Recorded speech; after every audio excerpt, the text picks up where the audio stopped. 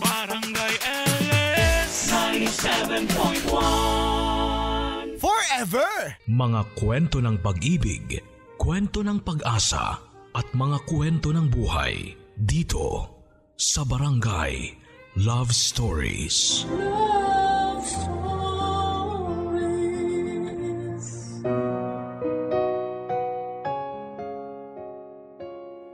Ang mga matatanda, ang mga taong unang iniidolo, inahangaan at tinutularan ng mga batang wala pang muwang sa mundo.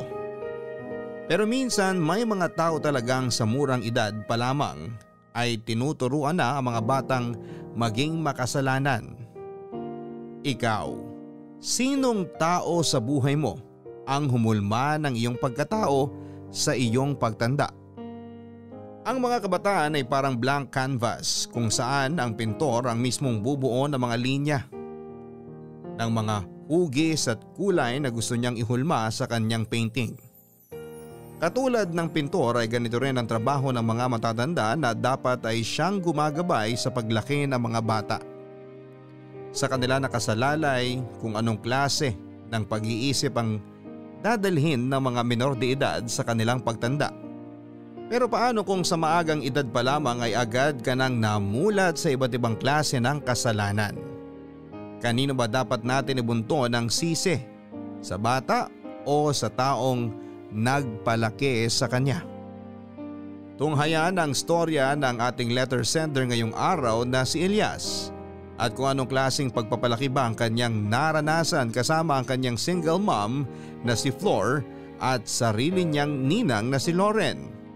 Dito sa mga kwento ng pag-ibig, buhay at pag-asa sa nangungunang Barangay Love Stories. Dear Papa Dudut, lahat po tayo ay may nakaraan. Ilan dito ay masasaya at ang ilan naman ay medyo traumatic. Ang nakaraan na ibabahagi ko po sa inyo, Papa Dudut, ay tungkol sa huling nabanggit. Elias na lamang po ang itawag niyo sa akin. 25 years old at isang IT specialist na mula sa Novaliches. Warning lamang po sa mga nakatune in ngayong araw. Ang mga pangyayaring inyong maririnig ay medyo maselan, kaya po mabuting bigyan natin ng patnubay ang mga menor de edad na nakikinig ngayon sa programang ito. Papadudot, matagal ko pong sinasarili at tinatago ang parte ng buhay kong ito na siyang isishare ko sa inyo ngayon. Ang karanasan kong ito ang naging dahilan kung bakit at papaano nabuo ang personalidad ko sa kasalukuyan. Alam naman nating lahat na sa pagkabata nagsisimulang mabuo ang pagkatao ng isang tao. Kaya naman kung ano ang mga bagay na natutunan natin sa ating kabataan ay siyang ating dadalhin sa ating pagtanda. Alam ko po yon dahil ganoon po mismo ang nangyari sa akin sa pagsasama namin ng taong itinuring ko ng pangalawang ina. Walang iba kundi ang ninang kong si Lauren. Hanggang sa araw na ito ay tanging ako at ang ninang ko lang ang nakakaalam ng sikreto naming ibubunyag ko sa inyo, Papa Dudut. Bago po ang lahat ay bibigyan ko muna kayo ng kaunting background tungkol kay Ninang Lauren at kung paano siya napasok sa buhay namin ng aking ina. High school classmates po sina Ninang Lauren at nanay kong si Flor. First year pa lang sila noon ay naging close na agad sila sa isa't isa dahil swak ang personality nilang dalawa. Nagpatuloy ang pagkakaibigan nila hanggang sa kolehiyo matapos silang maging boardmates sa kabila ng magkaiba nilang kurso. Pareho silang adventurous at ang ugali nilang ito ang naging dahilan kung bakit nakilala ni nanay ang namayapa kong ama na si Mario. Si Ninang ang nag-push sa kanilang relasyon.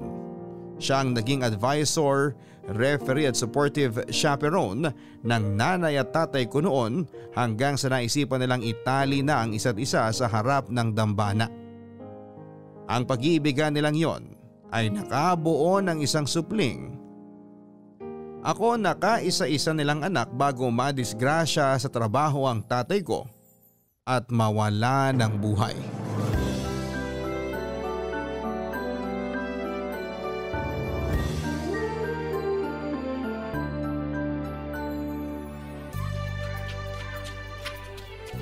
Happy birthday, anak! Happy birthday, baby boy!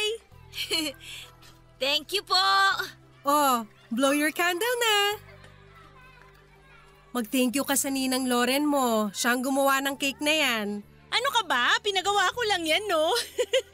Pero at least customized yan at hindi ready-made.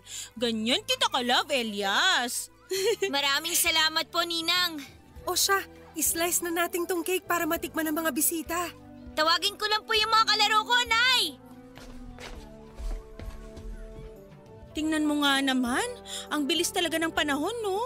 Parang kailan lang no gumagapang lang tong si Elias sa sahig pero ngayon malapit na magbinata. Kaya nga eh. Parang kahapon lang nung kumikerengkeng lang tayo dyan sa tabi-tabi pero ngayon may sarili na tayong pamilya. Ay, excuse me, ikaw lang ang may pamilya. Ako, ready to mingle pa anytime, no? Ay, oo nga pala. Kerengkeng ka pa rin hanggang ngayon. Eh wala ka na bang planong maghanap ng panibagong love interest? So sobrang busy kong to, sa tingin mo may oras pa akong maghanap ng love life? Hindi ko na nga mabantayan ng maayos si Elias. Take note, iisang bata lang yan ha, pero hirap na akong mag-alaga. Kaya nga huwag kang magsara ng pinto sa future nyo. Bata pa naman tayo ah. Pwedeng-pwede ka pang maghanap ng magiging second dad ni Elias. Mahirap pang lumaking walang tatay. Kakayanin yan. Maraming single mamang nakakasurvive kahit walang other half, no? Kung kaya ng iba, ako pa ba? Nagsasuggest lang naman, pero kung ayaw mo talaga, taas na kamay ko sa'yo. Talagang hanggang ngayon loyal ka pa rin kay Mario? Siguro nga, siya pa rin ang gusto ng puso ko hanggang ngayon, kahit wala na siya rito. Ewan ko, mahal ko pa rin siya hanggang ngayon eh. At kahit kamatayan pa ang humadlang hindi na magbabago ang pagmamahal ko sa kanya. Yan tayo eh! Mabuhay ang mga loyal! Nay, nahati mo na po ba yung cake? Ay, oh, heto. Amin na yung pinggan nyo. Heto po. Ayan, hati-hati kayo dyan ha. Wala mag-aaway. Opo, salamat. Eto na yung cake natin. Ang gwapong bata! Nagmana talaga si Elias sa tatay niya. Sinabi mo pa. Mabuti nga sa tatay minana ang mukha. Dapat lang! Wala naman siyang mamanahin sa'yo, friend! Lokaret ka! Tigman na nga natin tong cake mo. Saan mo ba ito pinagawa? Nakita ko lang yan sa Facebook. Bagong bukas sa bake shop, trending, kaya sinubukan kong umorder. Masarap! Masarap nga! Try mo! Talaga ba? Kung ganon, alam ko na kung saan ako order para sa birthday ng boylet ko! Sinong boylet? Yung dati o may bago na naman? Eh di syempre, bago na naman! Tung gandang to, hindi to dapat nagtatagal sa iisang lalaki lang. Walang niya ka? Baka mamaya bigla kang kawayan ni Aida, ha? Ay, no! I'm protected. I practice it safe, kaya don't worry.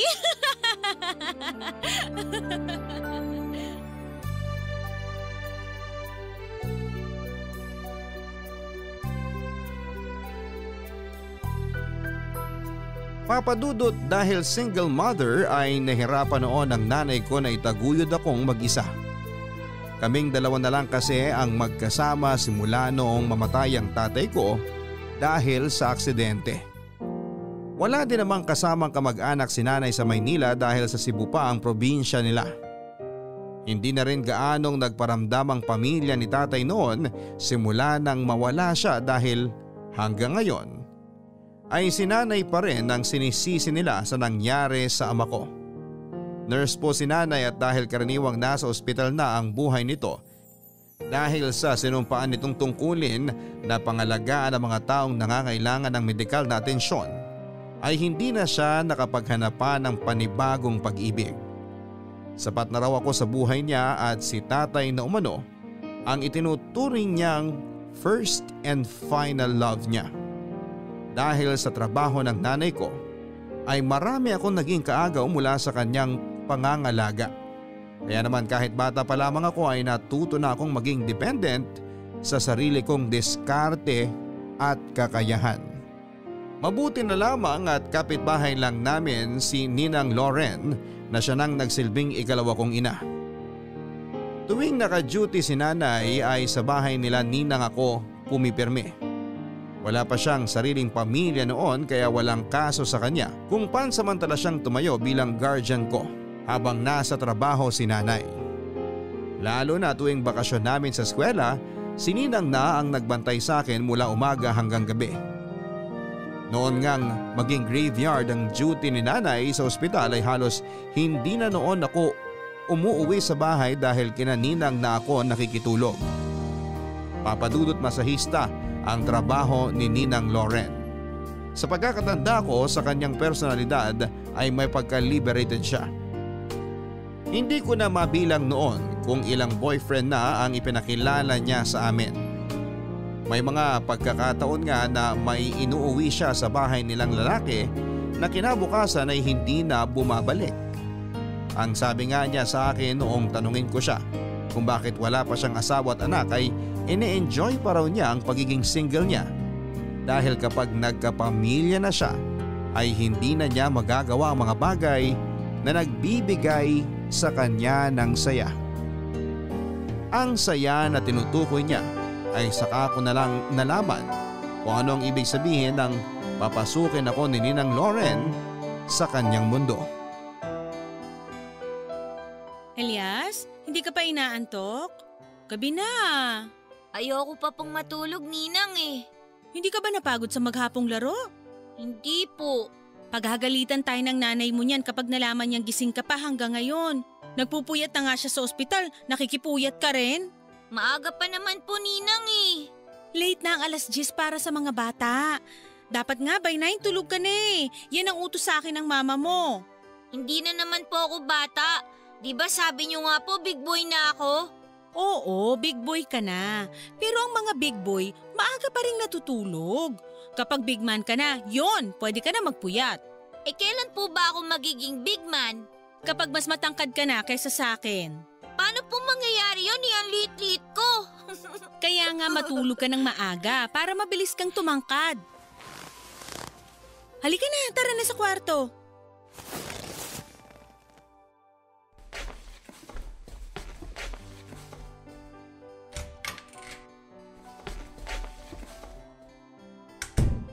Hindi pa po talaga ako inaantok, Ninang eh.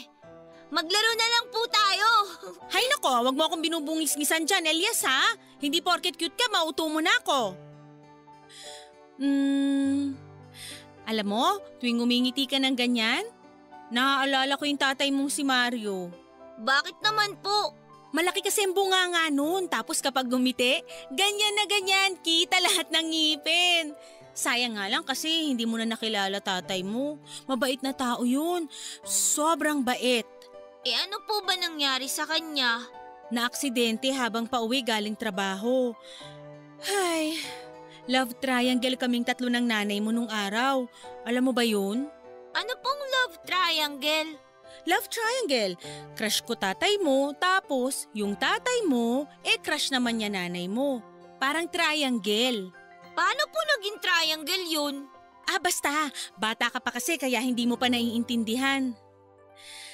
Ay, ako ang unang nakakilala nun kay Mario. Tambay sila sa isang computer shop noon sa harap lang ng school namin. Alam mo kung paano kami nagkakilala? Paano po? Inaaway ko siya. Naghahabol ako ng project ko noon tapos ang ingay-ingay niya sa tabi ko habang naglalaro na kung ano mang nilalaro niya sa computer. Pero, doon nagsimula ang friendship namin. Paano naman po siya nakilala ni nanay? Ipinakilala ko si Mario sa nanay mo. Gusto ko sanang tanungin kung anong say niya kay Mario kasi nga, crush ko siya. Kaso nga lang, naunahan ako. Naunahan kayo ni nanay? Hindi, naunahan ako ni Mario. Nagtapat agad siya sa pagkagusto niya kay Flor. Wala na akong nagawa. Tinulungan ko si Mario na ligawan ng nanay mo hanggang sa, ayun na nga, nagkatuluyan sila. Naging mag-asawa, nagkaanak. At ikaw yun, ikaw ang naging bunga. Bakit po hindi mo kaagad sinabi na gusto mo pala si tatay? Mahirap eh. Hindi mo pa maiintindihan ngayon pero ganun talaga ang love. Sobrang complicated. Alam ko na kung anong lalaruin natin. Ano po? Kunwari masahista ka, tapos mamasahihin mo ko. Bet? Hindi ko po alam kung paano magmasahe eh. Di tuturuan kita. Madali lang yan. Ganyan ang trabaho ko eh. Sige, ituturo ko sa'yo. Kunwari, ikaw yung masahista. Tapos ako yung client mo. Una, pahigain mo yung client mo. O sige po, higa na po kayo. Ano pong next? Tapos, tanggalin natin yung damit ng client. Maghuhubad po kayo? Oo, ganun talaga pag masahe. Kailangan walang suot na damit. Tanggalin ko na damit ko ha. O sige po. Ayan. Tapos, eto, kunin mo tong lotion. Akin na po. Sandali, hihiga na ako ha. Maglagay ka ng konti lang sa kamay mo, tapos ipahid mo sa katawan ko.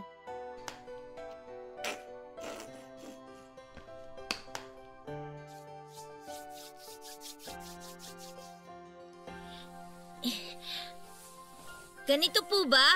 Ayan, diinan mo pa para mas masarap.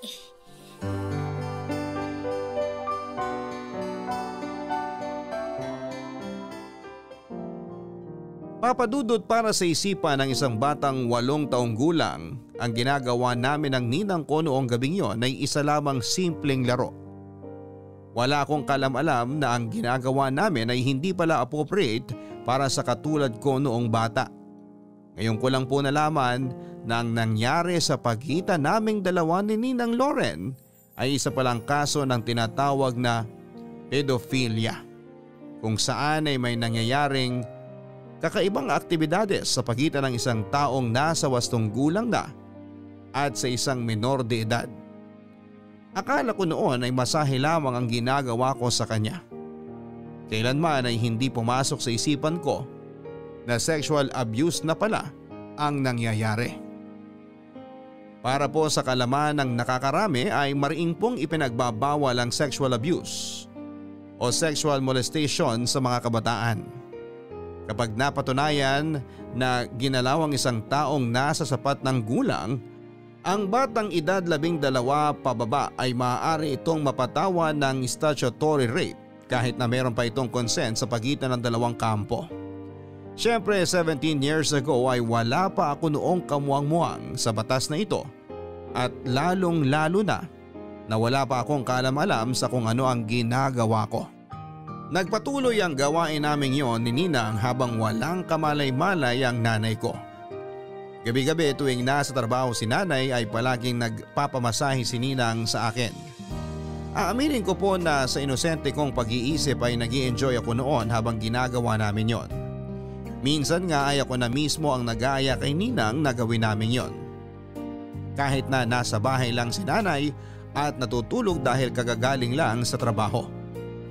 Gumawa kami noon ng kasunduan ni Ninang na kailanman ay hinding-hindi namin ipagsasabi ang ginagawa namin. Sekreto lamang daw naming dalawa yon at kapag may ibang nakaalam sa nangyayari ay hindi na raw siya magpapamasahe.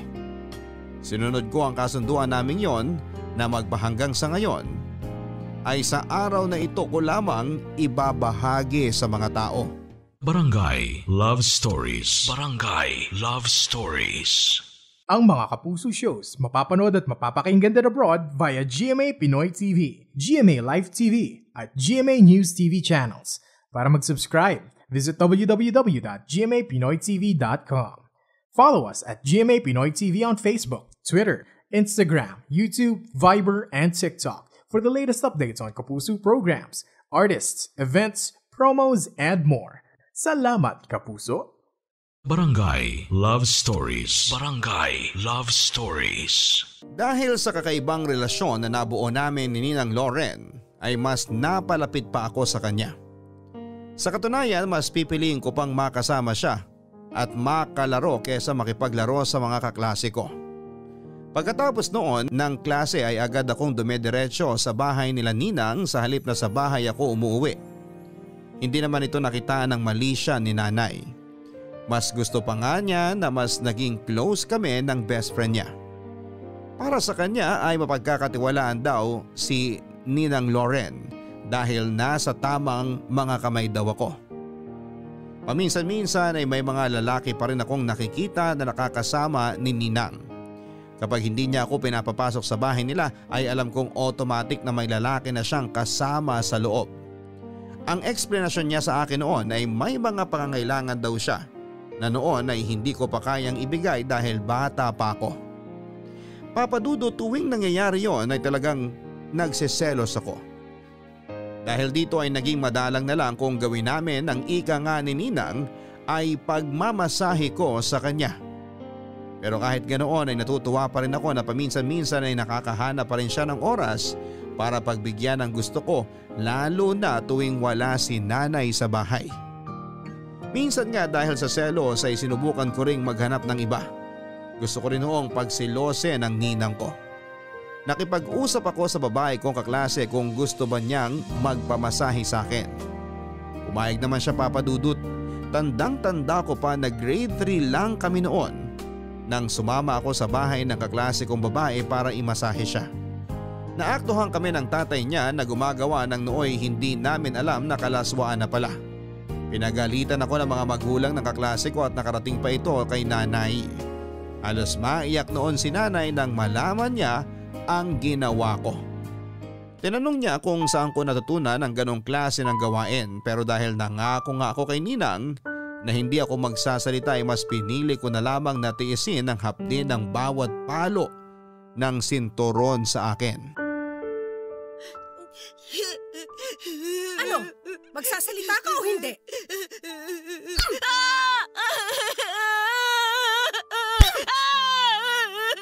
Gusto mo mangitim yung puwet mo sa kapapalo?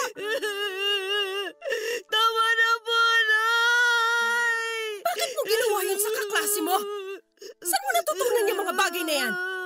Wala po! Anong wala? Elias, hindi kita pinalaki para maging bastos na bata, ha? Alam mo bang mali yung ginawa mo? Sorry po! Ayoko nang gawin mo yun kahit kanino, ha? Hindi magandang gawain yun! Elias, naiintindihan mo ba ako? Friend, bukas yung pinto kaya pumasok na ako. Teka, anong nangyayari rito? Anong ginagawa mo sa bata? Hinatid ng tatay ng kaklase niya rito sa bahay.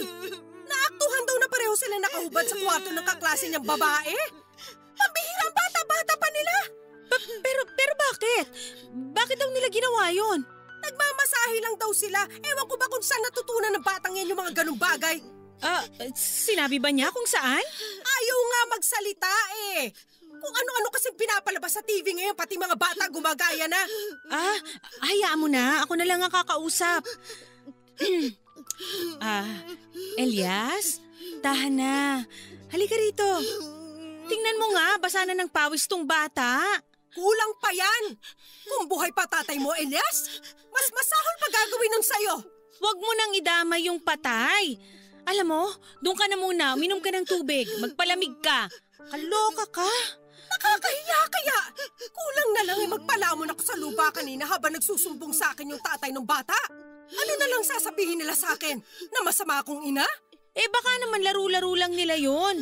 Kayo lang naglagay ng mali siya. Hindi magandang laro yan, Loren. O siya, ako na ang kakausap sa inaanak ko. Doon ka na sa labas, magpahinga ka muna. O mabuti pa nga, kausapin mo yung inaanak mo. Naloloka ako. Ikaw, Elias, ha? Tama na. Sige na, alis na.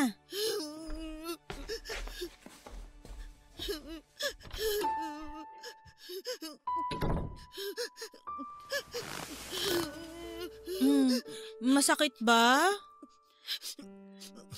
Lumabas na nanay mo, huwag ka nang umiyak. Di ba, nag-promise ka sa akin na hindi mo sasabihin sa iba yung secret natin? Hindi ko naman po sinabi eh. Oo, pero bakit mo ginawa sa iba? Dapat sa atin lang yun. Gusto mo bang magselos ako? Bakit po ikaw? Ginagawa mo naman sa iba eh. Siyempre, trabaho ko yun eh. Pero alam mo ba ang kaibahan ng ginagawa natin sa ginagawa ko sa iba? Yung sa'yo, special. So kapag special, dapat sa isang tao lang gawin. Huwag mong gagawin sa iba kasi cheating ang tawag doon.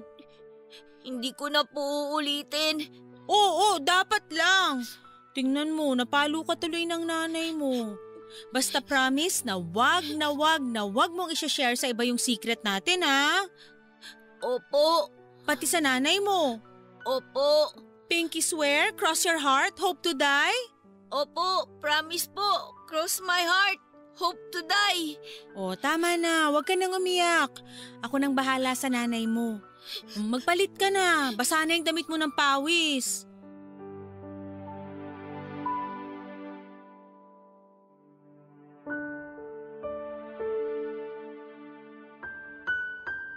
Papa Dudut, dahil sa nangyari, pansamantala na muna naming itinigil ni Ninang ang ginagawa namin.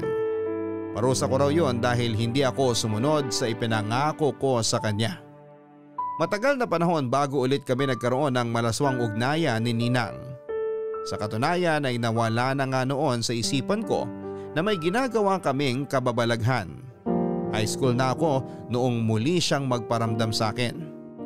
Nagsisimula na akong magbinata at hindi na katulad ng dati na inosente pa ang pag-iisip ko. Sa edad ko noon ay alam ko na kung anong ibig sabihin ng sex.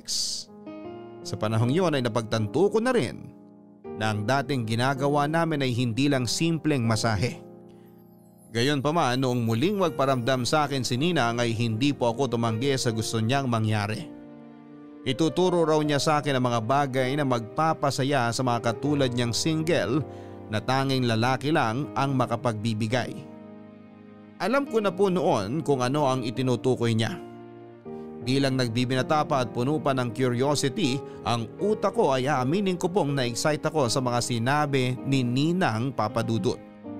12 years old lang ako noon nang makaranas ako na makipagsiping kay Ninang Loren. Sa kanya ko ito unang ginawa. Magsisinungaling po ako kung sinabi kong hindi ko nagustuhan ang nangyari. Bilang binatilyo ay hindi ko makakalimutan ang kakaibang pangyayaring yon at naramdaman ko noong first time ko itong nasubukan. At dahil dito ay hindi lang po ito isang beses na nangyari kundi pa ulit-ulit at patago namin itong ginagawa sa likod ng aking ina. Hindi ko lubos maisip na sa murang edad ay nararanasan ko na ang noon ay pantasya lamang ng mga kaklase ko. Kahit man gusto kong ikwento sa kanila ang ginagawa namin ni Ninang ay hindi ito po pwede dahil maraming buhay ang masisira. Ayoko rin namang tapusin agad ang ugnayan namin ni Ninang Loren dahil lang gusto kong magyabang. Yun nga lang, Papa Dudut, ay biglang nanganib ang sekretong ugnayan namin ni Ninang Loren sa pagdating ni Jeff. Ang taong ipinakilala niya bilang bago niyang boyfriend. Elias! Hindi ka ba tapos dyan sa assignment mo? Dalian mo para maayos ko na yung lamesa para makakain na tayo. Knock-knock! May tao ba? Oh, Loren! Sakto, maghahanda pa lang kami para sa hapunan. Ay, gusto ko yan! Anong ulam? Pritong manok. Ang hilig mo talaga sa mga fried food, kaya ka jumujubis eh. Priority ko pa ba yan? Pagod ako galing trabaho, dun tayo sa ulam na madaling lutuin. Work smart, ika nga nila. Hello, Elias! Busy tayo ah. Ay, Dedma? Uy, Elias, kinakausap ka ng ninang mo. Yaan mo na, tutok sa pag-aaral. Ayaw mo nun, studies ang uniko iho mo? O ano pa lang sadya mo? May papakilala ako sa'yo. Sino? Wait lang, nasa labas pa yata, nagpa-park ng sasakyan. Bagong boylet? Not just a boylet. Tingin ko, ito na yung guy. Finally! As in true na? Wala nang halong keme? Wala nang halong kemikal, natural na natural. Oh, ayan na pala siya. Hi, good evening. Jeff, meet my super BFF Flor. Flor, siya naman ang sinasabi ko sa yung boyfriend ko, si Jeff. Hello! Nice to meet you! Naka-jackpot ka, ating! Ganyan ang itsura ng true love. Ay, upo kayo! Upo! Elias, ihanda mo na yung hapunan natin. Pagpasensyahan nyo na tong ulam namin, ha? Wala na akong oras magluto eh. Kakagaling ko lang kasi sa trabaho. Okay lang. Kumain na din kami sa labas bago kami pumunta dito. Saan naman kayo nag-meet nitong best friend ko? Naging client ko siya sa massage parlor. Ilang beses na palang nagpapamasahe ang loko, ngayon lang nagparamdam. Nahiya kasi ako nung una eh. Akala ko kasi noon taken ka na. Elias, nagdadabog ka ba? Yan mo na. Yung mga ganyang edad, talagang mahirap silang utusan pag ganyan. Alam mo na, nasa puberty phase. Ikaw naman, parang di tayo dumaan dyan. Kahit na. Kung kailan may bisita tsaka nag-iinarte. Mabalik tayo sa inyo. So anong trabaho mo? Wow, parang kinabahan naman ako bigla. Nagtatrabaho ako sa barko. Yayamanin. Kaya pala may coaching pinapark. Hindi naman. Sakto lang. Alam mo, si Jeff na siguro ang lalaking pinakamatagal na nanligaw sa akin bago ko siya sinagot. Record-breaking yun Talaga ba? Ikaw pa talaga ang nagpakipot? Siyempre, kailangan kilalanin munang maigi bago pumayag, di ba? Kasi alam mo, na-realize ko na nasa edad na tayo na hindi na tayo pwedeng magpa-petiks-petiks. Hindi na tayo bata eh. Kung i-entertain pa natin yung mga taong alam naman nating hindi naman magtatagal, magsasayang lang ako ng oras. Itong si Jeff, nung sinagot ko siya, naniniwala akong he's the one na talaga. Ay, finally! Nakahanap na rin ng forever itong best friend ko. Ay, naku! Isa lang wish ko sa inyong dalawa. Sana kayo na ang magkatuluyan. Please lang! Oras na rin siguro. Ayoko namang tumandang dalaga, no? Ako naman ang unang babati sa inyong dalawa. Congrats! Thank you! Hayaan mo, aalagaan ko tong best friend mo. Patutunayan ko sa kanyang hindi siya nagkamaling antayin ang lalaki para sa buhay niya. Tingnan mo, ang sweet! Oo nga, pati ako kinikilig.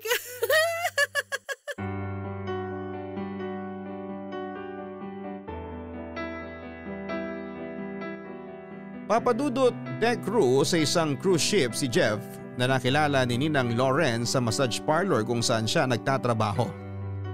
Sa pormahan pa lamang ay makikita mo ng maraming laman ang bulsa nito. Una ko siyang nakita noong minsang ihatid niya si Ninang sa bahay gamit ang magara nitong sasakyan. Nasa bahay nila ako noon at naghihintay nang ipakilala nga sa akin ni Ninang si Jeff bilang boyfriend niya.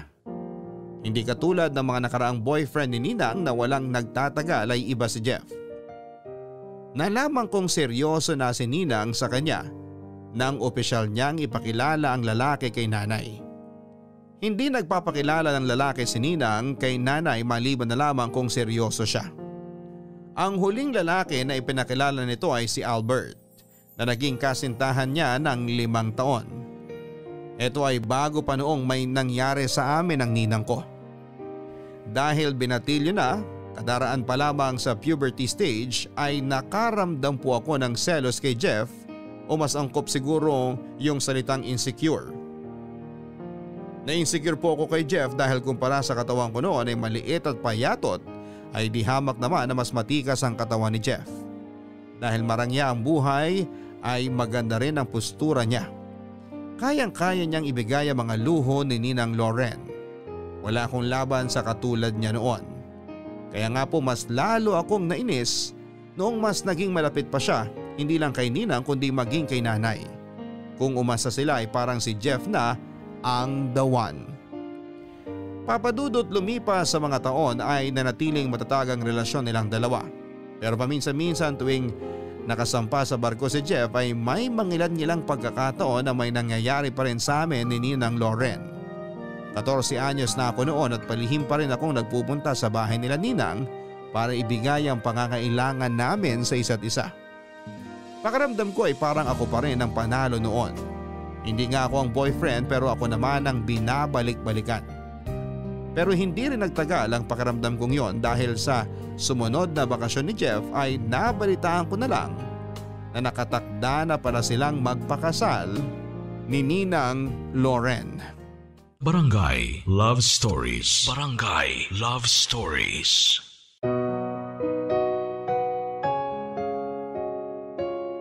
Papadudot buntis si Ninang Lauren, ito ang dahilan kung bakit bigla silang nagpakasal ni Jeff. Sa totoo lang ay nasa planning stage na raw sila ng kanilang kasal. Hindi nga lang nila inaasahan na mas maagang mabubuntis ni Jeff si Ninang Kaya wala na silang choice kundi ang madaliin ang kasal. Nang taong ding yun ay agad silang humarap sa altar. Sumumpa at nagpalitan ng I do. Galit na galit ako noon, Papa Dudut, dahil pakaramdam ko ay para akong trinaydor ng ninang ko. Ni hindi nga ako pumunta sa kasal nila dahil gusto kong ipakita na galit ako kay Ninang Loren sa ginawa niya sa akin. Sa totoo lang, Papa Dudut, ay hindi ko alam kung bakit ako noon nagagalit. Hindi ko rin naman mahal si Ninang at hindi ko rin naman gusto na ako ang pakasalan niya. Natamaan lang siguro ang pride ko noon sa katotohanang may ibang lalaki nang mas gusto si Ninang kesa sa akin. Akala ko kasi noon ay ako lang ang pinaka-espesyal na lalaki sa buhay niya. Ako lang ang paborito niya. Ako lang ang lalaking magpapasaya sa kanya. Pero ipinamukha sa akin ni Jeff ang lugar na tamang kalagyan ko. Isa lamang akong hamak na teenager na walang laban sa katulad niyang lalaki na may napatunayan na sa buhay. Matapos ngang magpakasal ay tuluyan ng tinuldukan ni Ninang ang ugnayan naming dalawa. Para itong pintong bigla na lamang niyang sinarado.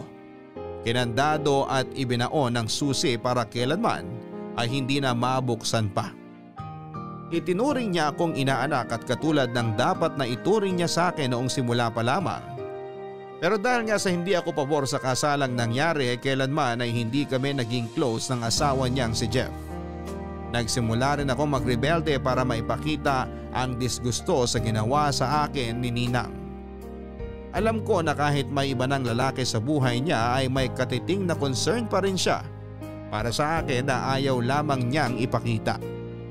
Sa paglipas nga ng mga taon ay nagsimulang lumayo ang landas namin ni Ninang Loren. Nag-focus siya sa kanyang bagong pamilya samantalang ako ay nagsimula namang magpunta sa maling direksyon. Natuto akong uminom at mabarkada. Kung para kay Ninang Loren ay madali lang niya akong kalimutan, ako ay nanatili pa rin sa akin ang pagnanasa ko sa kanya. Inabot man ng ilang taon ay siya pa rin ang hinahanap ko. Kaya naman noong minsang malasing ako at nagkaroon ng lakas ng loob ay pinuntahan ko si Ninang Loren sa mismong bahay nila upang kumprontahin siya. Elias, anong ginagawa mo rito? Gabi na. Ikaw, Ninang, ba't nasa labas ka pa? May binili lang ako sa drugstore. Lasing ka ba? Amoy alak ka. Hindi ako lasing, pero nakainom ako. Konti lang naman. Pauwi ka na ba? Papunta sana ako sa bahay niyo. Gusto ko itang makausap. Oh, bakit? May problema ba? Wala naman. Namiss lang kita. Ako? Ay, hindi ba pwedeng pagpabukas yan? Baka hinahanap ka na ng nanay mo. Wala ka bang pasok bukas? At saka, 16 ka pa lang, ba't ka nagiinom? Gusto mo isumbong kita kay Flor? Ninang naman. Hindi na ako inosenteng bata tulad ng iniisip nyo. 12 anyos nga lang ako eh. Huwag mo nang ituloy ang sasabihin mo. Ano? Gusto mong kalimutan mo na lang yung nangyari sa atin? Sa tingin mo makakalimutan ko yun ng basta-basta na lang? Elias, matagal nang nangyari yun. Huwag mo nang balikan ang nakaraan. Ninang, hindi ko binabalikan ang nakaraan. Pinapaalala ko lang sa'yo na nandito pa ako. Nandito pa rin ako, naghihintay. Nang alin? Naghihintay ng ano? Elias, kung ano man ang nangyari sa ating dalawa noon, ibaon mo na lang lahat ng yun sa limot. Isang malaking pagkakamali ang nangyari sa ating dalawa at sinisiguro kung hindi na yun mangyayari uli. Ngayon, umuwi ka na. Ihatid na kita. Hindi na kailangan. Sabing wag mo na akong ihatid. Hindi naman kita hinahatid. Eh ba't mo ako sinusundan? Hindi kita sinusundan. Naglalakad-lakad lang ako. Papunta saan? Kung saan man ako dali ng mga pako. Elias, ano ba talagang kailangan mo sa akin? Ano bang gusto mo mangyari?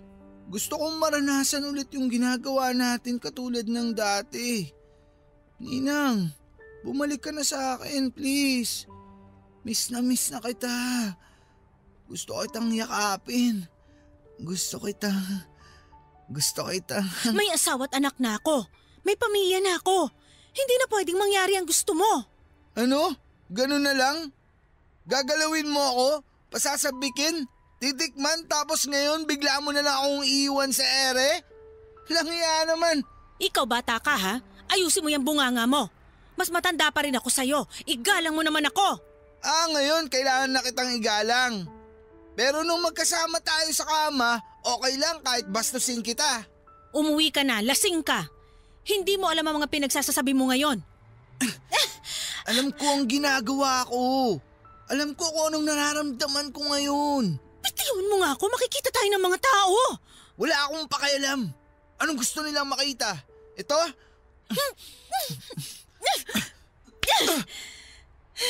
Bastos ka? Alam mo ba kung anong ginagawa mo? Gusto mong malaman ang lahat ng sikreto natin? O sige, ipangalanda ka mo sa publiko na may namagitan sa atin. Pero bago mo gawin yon, isipin mo kung ano ang mararamdaman ng nanay mo. Kung ano ang iisipin niya sa'yo at sa'kin kapag nalaman niya ang totoo. Elias, tumigil na ako, di ba? Lumayo na ako sa'yo para matapos na to. Sana tumigil ka na rin. Tama na. Mali ang ginawa ko. Mali ang ginawa natin. Huwag na natin dagdagan pa ang mga kasalanan natin, please. Kung hindi mo naman pala mapapangatawanan ng ginawa mo sa akin, sana pinigilan mo na lang ang sarili mo nung una pa lang. Sana hindi mo na lang ako ginalaw. Tingnan mo ako ngayon. Ganito ako ngayon dahil sa'yo. Ginago mo ako, Ninang. Tapos iiwan mo ako mag-isa? Ngayon maghuhugas kamay ka? Kahit anong pagbabago ang gawin mo, hindi mo na mabubura ang katotohanan na ganito ang nararamdaman ko ngayon dahil sa'yo!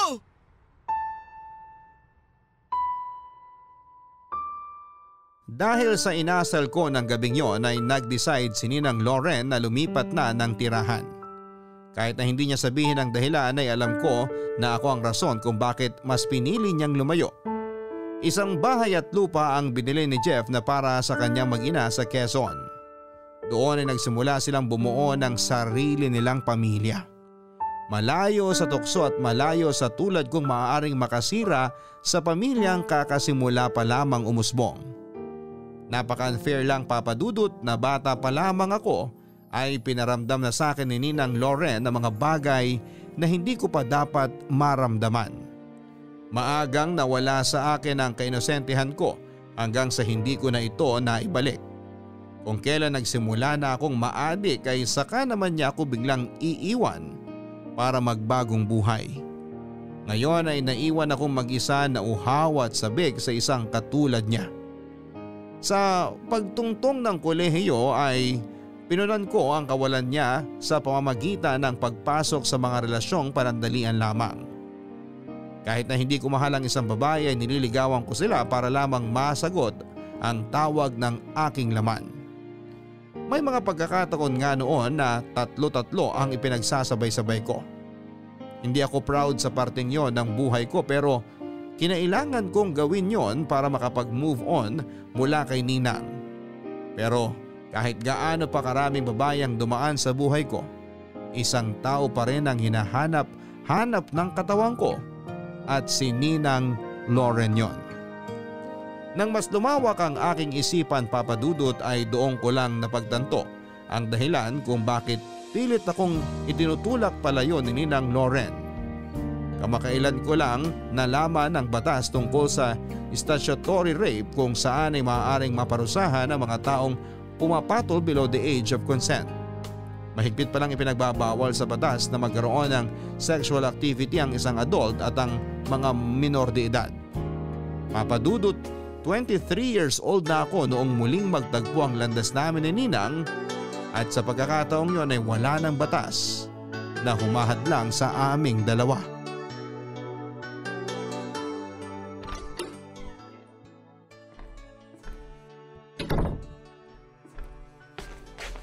Oh, ayan na pala yung birthday boy eh. Happy birthday anak! Nay, 23 na ako. Ang tanda-tanda ko na naghahanda pa kayo para sa birthday ko. Sa totoo lang hindi na dapat ako maghahanda.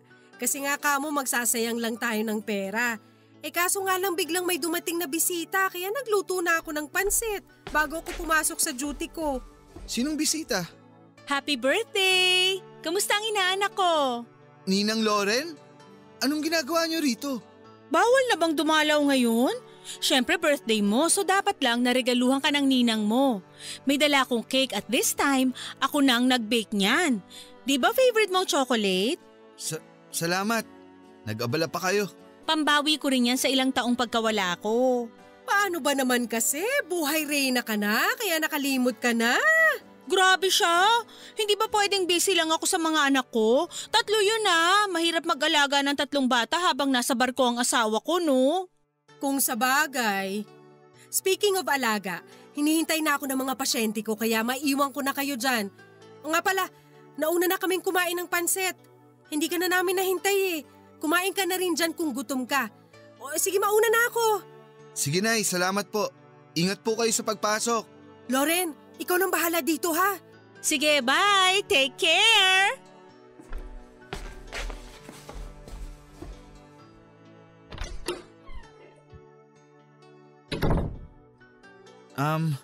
Magpapalit lang ako. Ang laki mo na. Parang kailan lang no ako pa yung tinitingala mo. Ngayon, mas matangkad ka na kaysa sa akin.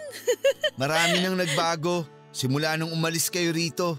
Ikaw, marami bang nagbago sa'yo? May sarili na akong trabaho. Ako na ang bumubuhay sa sarili ko ngayon. Ang bilis talaga ng panahon.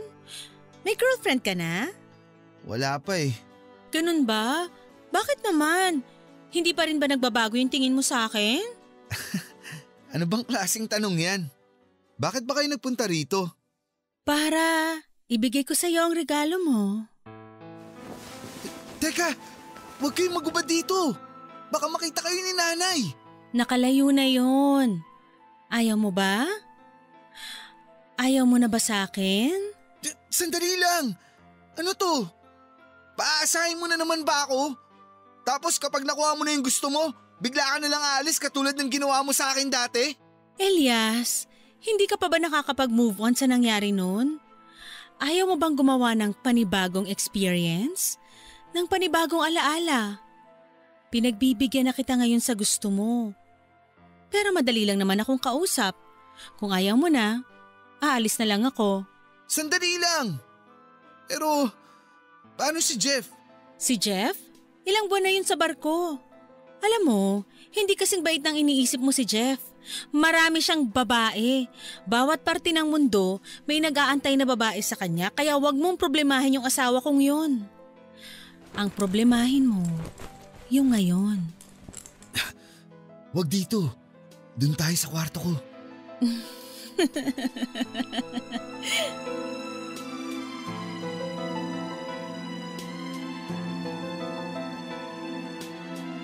Papadudod ang ugnayan sa pagitan namin ni Ninang Loren na ilang taon din naming ibinaon sa limot ay bigla na lamang nabuhay. Muli kaming bumalik sa dati naming ginagawa. Alam kong immoral at makasalanan ang ginagawa namin ni Ninang Loren pero sa panahong yon ay hindi ko na ito iniisip dahil sa sobrang kasabikan na muli kong matikman ang bagay na una kong nasubukan noong bata pa lamang ako. Saktong nasa barko noon si Jeff na magkaroon kami ng tagong relasyon ni Ninang Loren. Hindi ko inaasahan na sa edad na 23 ay magiging kabit na ako. At hindi ko ipinagyayabang ang realization na ito kundi ikinakahiya ko na ito ngayon. Ilang buwan din nagtagal ang relasyon naming dalawa hanggang sa muling magbakasyon si Jeff. Akala ko noon ay doon natitigil ang relasyon namin ni Ninang Loren. Sa totoo lang ay handa na akong tanggapin na hanggang doon na lamang talaga ang lahat. Pero nagulat ako nang hindi ako binitawan ni Ninang Loren. Ipinagpapatuloy pa rin namin ang ginagawa namin kahit na nasa Pilipinas na si Jeff. Dumating nga sa puntong nakaramdam na rin ako ng konsensya sa ginagawa namin ni Ninang Loren dahil walang kamalay-malay si Jeff sa mga nangyayari. Wala naman akong planong agawin si Ninang sa kanya. Kailanman ay hindi pumasok sa isipan ko na kunin mula kay Jeff si Ninang. Katawan lang talaga ang habol ko sa kanya. Yun ang gusto kong damhin. Yun ang gusto kong balikan. Hindi ko kailangan ng pagmamahal niya. Ang tanging hinahanap ko lang ay ang saya at sarap na ipinaparamdam niya sa akin. Ang problema nga lang papadudot, sa hindi inaasahang pagkakataon ay bigla kong nabuntis si Ninang Loren. Barangay Love Stories. Barangay Love Stories. Ang mga Kapuso shows mapapanood at mapapakinggan din abroad via GMA Pinoy TV, GMA Live TV at GMA News TV channels. Para mag-subscribe, visit www.gmapinoytv.com. Follow us also at GMA Pinoy TV on Facebook, Twitter, Instagram, YouTube, Viber, and TikTok for the latest updates on Kapuso programs, artists, events, promos, and more. Salamat, Kapuso! Barangay Love Stories. Barangay Love Stories. Papadudot, umiinom ng pills si Ninang Loren kaya pareho kaming nagulat nang bigla siyang nagdalang tao. Nang malamang kong buntis siya ay mabilis akong ginupo ng takot. Doon ko napagtanto na hindi pa ako handang maging isang ama. Marami pa akong pangarap sa buhay at ayokong makulong sa pagkakaroon ng maagang pamilya. Tinakbuhan ko ang responsibilidad ko at iniwasan ko si Ninang Loren simula nang malaman kong nakabuo kami ng isang bata. Maging siya ay natakot din na lumabas ang mga baho namin, kaya pati siya ay hindi na rin nagparamdam sa akin simula noon. Ilang buwan kaming hindi nagkita at sa loob ng mga buwan na yon ay araw-araw kaming pinapaligiran ng kaba na anumang oras ay baka malaman ng mga tao ang kasalanang ginawa namin. Ayoko rin namang lumabas ang sekreto naming dalawa dahil ayokong masaktan ang nanay ko kapag nalaman niyang may namagitan sa kanyang best friend at saka isa-isa niyang anak. Pinalabas ni Ninang Loren na si Jeff ang ama ng bata. Gulat man dahil sa wala na dapat silang plano magkaanak pa. Dahil nakatatlo na sila ay taus-pusong tinanggap ni Jeff ang bata sa sinapupunan ni Ninang Loren sa pag-aakalang kanya nga ito. Lumipas sa mga taon at walang problemang dumating sa amin dalawa ni Ninang Loren. Mapayapa niyang pinanganak ang dinadala niyang bata na isang batang babae. Papadudot, kailanman ay hindi na ako nagparamdam pa kay Ninang Loren. Dahil sa nangyari ay unti-unti na rin nawala ang pagnanasa ko sa kanya. Para bang bigla na lang akong nagising sa katotohanan nang magkaroon ng produkto ang ginawa naming pagtataksil. Maniwala kayo sa akin, ayaw ko makasira ng pamilya at gayon din na ayaw kong masira ang pangalan ko. Pati na rin ang tiwala sa akin ng nanay ko kaya pinilit kong magbago. Nag-focus na lamang ako sa trabaho ko bilang IT specialist sa isang pribadong kumpanya. Lumagay ako sa tahimik na buhay, yun nga lang katulad ng sabi nila. Kahit saan mo itago ang baho mo ay aalingasaw pa rin ito matapos ang mahabang panahon ay bigla akong nilapitan ni Ninang Loren. Elias! Ninang, ba't ka nandito? Di ba napag-usapan na natin na hindi na tayo magkikita? Tapos na tayo. Wala nang namamagitan sa atin. Hindi ako nakipagkita sa'yo para gumawa ng panibagong kasalanan. Pumunta ako rito para humingi ng tulong sa'yo. Tulong? Anong tulong naman ang mabibigay ko sa'yo? Sa dami ng taong pwedeng lapitan, ako pa talaga ang pinuntahan mo? Naka-confine ngayon sa ospital si Rowan. Si Rowan? Yung panganay mo? Oo. Kung nangangailangan ka ng pera, wala akong perang may pahihiram sa'yo. Ninang, nagsisimula pa lang ako. Wala pa akong ipon. Hindi ko kailangan ng pera mo. May pambayad ako sa ospital. Kailangan ni Rowan ng dugo. Kailangan niya masalinan sa lalong madaling panahon. Pero ba't ako? Anong kinalaman ko sa dugong kinakailangan ng anak mo? Anak natin. Elias, anak mo si Rowan. Ha? Nahihibang ka na ba? 9 na taong gulang na si Rowan, di ba? Paano ko siya naging anak? Okay ka lang? Anong gusto mong palabasin? Nabuntis kita nung 14 anyos lang ako? Huwag mong sabihin nabuntis kita nung 14 pa lang ako? Ayoko sanang sabihin to sa'yo. Wala akong planong sabihin sa'yo ang katotohanan pero kailangan ko tong gawin para kay Rowan. Nung bata ako, nabuntis kita? Paano nangyari yun? Anong klaseng trip to? Natatandaan mo nung bigla kaming kinasal ni Jeff? Aksidente mo kung nabuntis nun. Wala akong choice kundi palabasin si Jeff ang ama ng dinadala ko dahil ayokong maiskandalo tayo. Maniwala ka sa akin, Elias. Hindi pumasok sa isip ko na darating tayo sa puntong to. Ayoko sabihin sa iyo ang totoo dahil sa totoo lang, masaya na akong wala kang alam. Pero nanganganib ngayon ang buhay ng anak ko, ng anak mo. Ikaw na lang ang last resort ko. Ikaw lang ang kakilala ko makakapagbigay ng dugo na kailangan niya. AB negative. AB negative ang blood type mo, di ba? Anak ko talaga siya? Si Rowan? Bakit naman kita lolokohin? Nasa bingit ng kamatayan ng anak ko ngayon, bakit kita lolokohin? Anong mapapala ako kapag nagsinungaling ako? Alam ba to ni Jeff? Walang ibang nakakaalam nito maliban sa'yo, sa ating dalawa. Hindi eh. Ang hirap paniwalaan ang pinagsasasabi mo eh. Imposibleng mangyari yun, Ninang. Anong mahirap paniwalaan dun, Elias? Nag-sex tayo! Alam mo ba kung anong nangyayari kapag nagtalik ang isang babae at isang lalaki? Nakakabuo sila ng anak! Intindihin mo naman ako! 14 years old lang ako noon. Paano kita mabubuntis? Anong gusto mo? Lumapit tayo kay Jessica Soho para magpa-DNA test? Sa tingin mo ba gusto ko tong ginagawa ko? Pareho natin gustong ibaon na lang sa limot lahat ng kasalanang nagawa natin. Pareho tayo ng inaasam, pareho tayo ng tinatago. Pareho natin gusto na wag masira ang mga buhay natin. Pero walang bahong nananatiling nakatago. Hindi mo ba nakikita? Hinahabol na tayo ng karma. Bakit mo ako idadamay sa karma mo? Hindi ko problema ang problema mo. Hindi ko anak si Rowan. Kailanman hindi ko siya naging anak. Please naman, Elias. Nagmamakaawa ako sa'yo. Di ba mayaman naman ang asawa mo? Bumili kayo ng dugo. Hindi lang naman ako ang AB negative sa mundong to. Kung pwede lang sana, matagal ko na yung ginawa. Ako pa ba? Ma-pride akong tao. Hindi ako nagmamakaawa sa iba dahil madiskarte akong tao. Pero sa pagkakataong to, wala na akong ibang maisip na solusyon kundi hingin ng tulong mo.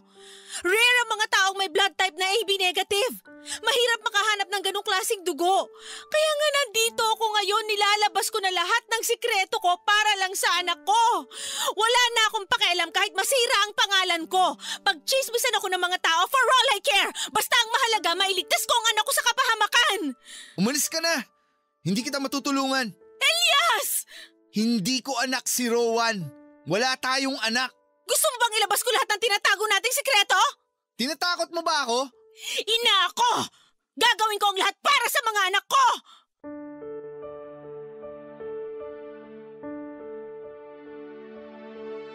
Papadudot mahirap paniwalaan ang mga sinabi sa akin ni Ninang Loren. Imposibleng ako ang maging ama ng panganay niyang anak dahil 9 years old na ang panganay niya ngayon.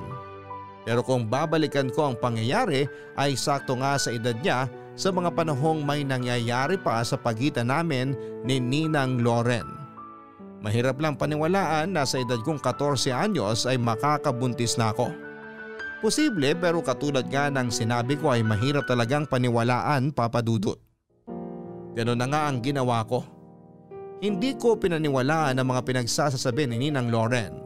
Siguro dahil natakot din ako na maaaring totoo nga ang mga sinasabi niya.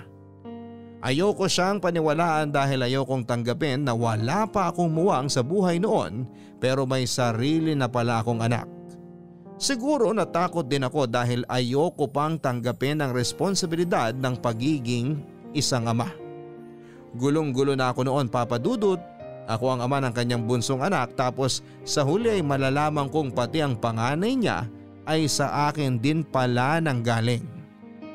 Ilang araw akong naging in denial sa mga naging revelasyon sa akin ni Ninang Loren. Simula noong araw na nalaman ko ang totoo ay hindi ako pinatulog ng isipan ko. Kung ako man ang ama ng panganay ni Ninang ay ako lang ang makakatulong sa kanya. Negative kasi ang type ng dugo ko, Papadudot. Isa sa mga pinaka-rare na dugo sa mundo.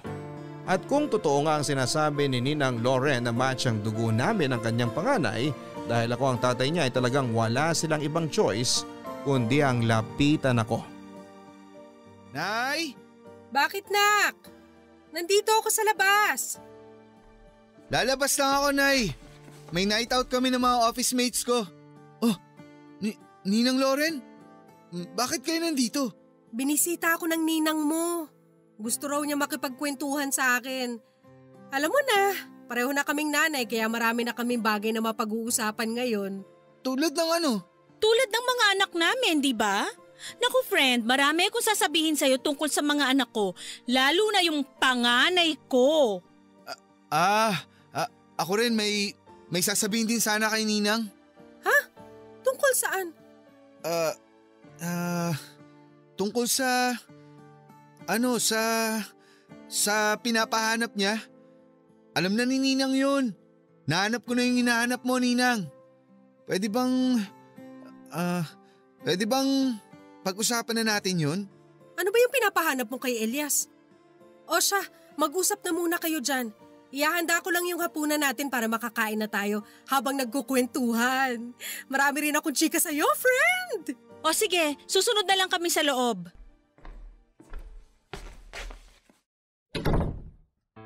Anong ginagawa mo rito? Natatakot ka na malaman ng nanay mo ang totoo? Sasabihin mo talaga sa kanya? Gusto mong masira ang pagkakaibigan yung dalawa? Elias, katulad ng sinabi ko sa'yo, gagawin ko ang lahat para sa anak ko. Kung ito na lang ang tanging paraan para makuha ko ang kailangan ko, handa akong isakripisyo ang pagkakaibigan namin. Ibang klase ka. Ikaw ang ibang klase? Paano mo naaatim na nag-aagaw buhay ngayon ng anak mo? Sarili mong dugo! Elias, huwag ka na magkunwaring santo. Pareho tayong makasalanan dito pero huwag mong panindigan ang pagiging sakim mo. Gawin mo ang tama, tulungan mo si Rowan. Sige, magdodonate ako ng dugo para sa kanya. Pero hindi ko to ibibigay ng libre. Magkano ba gusto mo? Handa ako magbayad. Hindi pera ang gusto ko. Gusto ko, pagkatapos nito, hindi ka na magpapakita sa akin o kahit sa nanay ko. Hindi mo siya kukontakin, hindi mo siya tatawagan, hindi mo siya kakausapin at lalapitan. Umalis ka na sa buhay namin. Yun lang ba? Huwag kang mag-alala. Kung yan ang gusto mo, buburahin ko na ang sarili ko sa buhay niyong mag-ina. Kung ito man ang parusa sa ginawa natin, sige, makakaasa kang hindi na ako magpapakita pa sa inyo kailanman. Wala rin akong anak sa'yo. Hindi ko anak si Rowan, hindi ko rin anak ang bunso mong si Jenny. Si Jeff ang tatay nila at wala nang iba. Naiintindihan mo ba? Anong nakakatawa? Ibang-iba ka pala sa inaakala ko. Akala ko noon na mana mo hindi lang ang itsura kundi pati ang ugali ng tatay mo. Pero ngayon na-realize ko na malayong-malayo ka sa Mario na nakilala ko. Kamukha ka lang niya pero walang-wala ka pagdating sa ugali niya. Ganito ako magsalita, ganito ako kumilos, ganito ako magdesisyon dahil namulat ako sa mundong ipinakilala mo sa akin. Ang halaman nga lumalaki lang depende sa pasong kinatatayuan niya. Ikaw ang humulma sa akin, Ninang. Kaya huwag kang magtaka kung bakit ibang-iba ako sa tatay ko. Dahil iba ang dinanas niya sa dinanas ko. Ano? Tapos na ba kayong dalawa dyan? Nakahanda na yung pagkain. So kung may tanong ka ba, Ninang, tawagan mo lang ako. Ang dali lang pala ng solusyon sa problema mo eh. Halika na, tara na sa loob.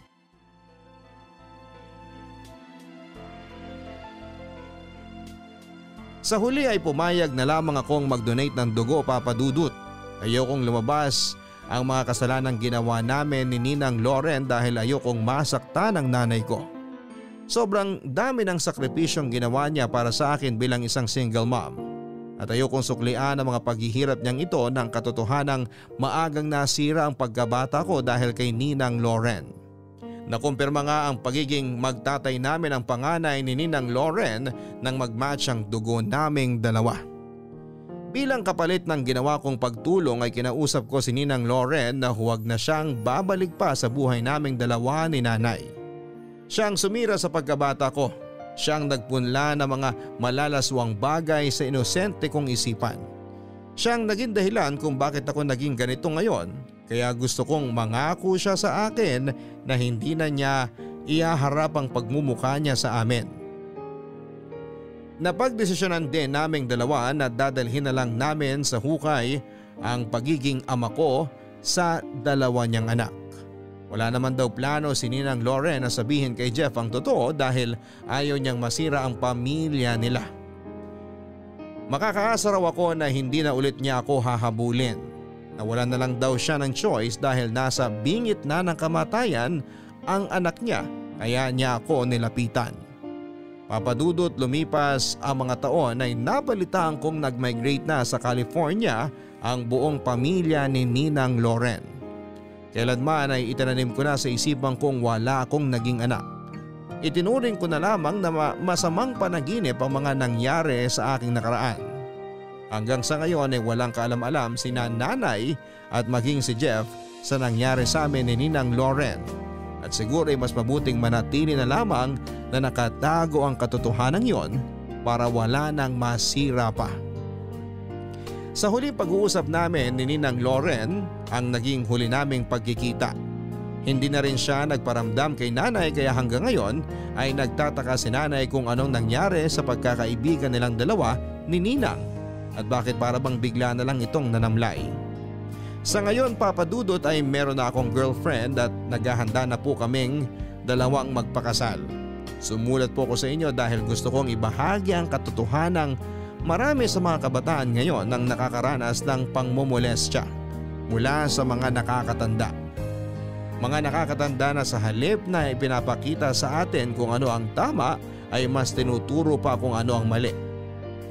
Hindi ko alam kung paano ako makakabawi mula sa mga kasalanang nagawa ko pero makakaasa po kayong ang mga ginawa ko sa nakaraan ay mananatili na lamang sa nakaraan. Marami pong salamat Papa Dudut, ang inyong forever kapuso at kabarangay, Elias. Madaling sabihin na kung ano tayo ngayon ay dahil sa nakaraan natin. Pero lagi nating tatandaan na tayo pa rin ang may hawak sa buhay natin. Tayo ang magdidesisyon kung kakanan ba tayo o kakaliwa. Tayo ang oo at hihindi sa mga gagawing tama at mali. Oo nga't may karanasan tayo sa nakaraan na hindi nakakaaya pero sana'y huwag natin itong gawing dahilan para gumawa ng mali sa kasalukuyan. Dahil ang mga karanasan na ito ay nangyari upang tayo ay patibayin at bigyan ng makabuluhang aral. Gamitin natin ang mga bad experiences na ito upang gumawa ng panibagong karanasan na mas mabuti, maganda at hindi makasalanan sa mata ng tao at sa mata ng Diyos. Hanggang sa muli, ako po si Papa Dudut sa mga kwento ng pag-ibig, buhay at pag-asa. Dito sa Barangay Love Stories number 1. Mga kwento ng pag-ibig, kwento ng pag-asa at mga kwento ng buhay dito sa Barangay Love Stories. Love Stories. Forever. Nagustuhan ng iyong napakinggan? Ituloy yan via live stream sa www.gmanetwork.com/radio.